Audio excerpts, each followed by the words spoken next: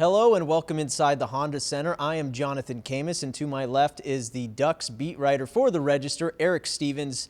Eric, the day has come where Ducks GM Bob Murray has let go of Ducks head coach Bruce Boudreau after yet another disappointing postseason for the Ducks. We just heard the press conference. What is your initial take of what the GM had to say?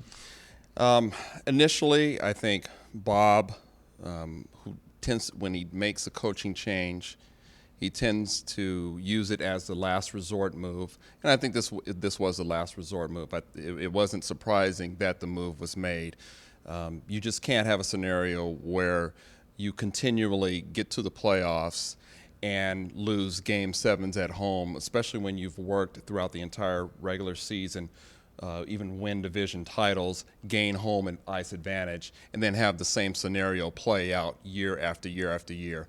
It was interesting that Bob said, you know, he wants playoff success. So they've got division title banners to hang up there, but they want something better than that, and he wants playoff success. So it's not a surprise that that he made this move today.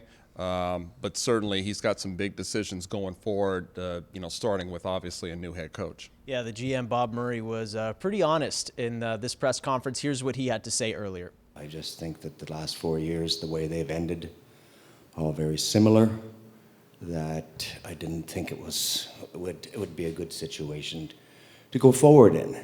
And in no way, shape, or form is this pointing a gun at Bruce's head. Let's face it. I'd like to know where the heck they were in games 1 and 2. Like Game 7, and the players are going to have to answer that in the next 4 or 5 days. Where were they? Okay, that's Bob Murray there earlier at the press conference. Eric, it's never too early to look into the future. Who are some possible coaching replacements? Immediately, some immediate replacements that come right to mind are right on the Ducks staff, and that's assistant coaches Paul McLean and Trent Yawney. Both of them have head coaching experience. Paul most recently with Ottawa for 3 seasons. He was a Jack Adams Award winner as Coach of the Year a few seasons ago, and he was brought in last year to, you know, one, certainly help with the power play, which became the =1 power play in the league.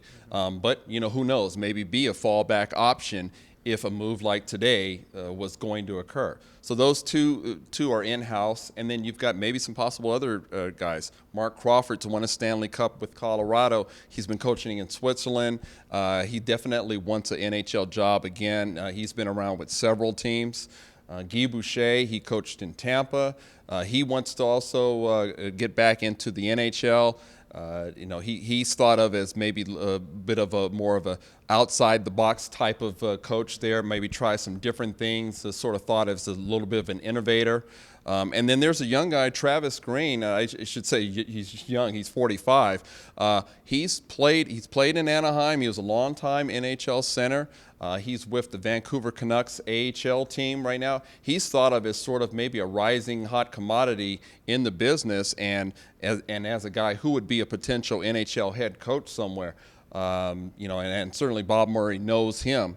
So I could see where maybe he could be in the mix. But yeah, Bob's got a big decision, but there's going to be more than a few candidates out there. A lot of interesting possibilities and interesting times for the Ducks. Our thanks to Eric Stevens. I am Jonathan Khamis, and for all your latest updates on the Ducks, make sure to check out the Orange County Register and OCRegister.com. Thanks for watching.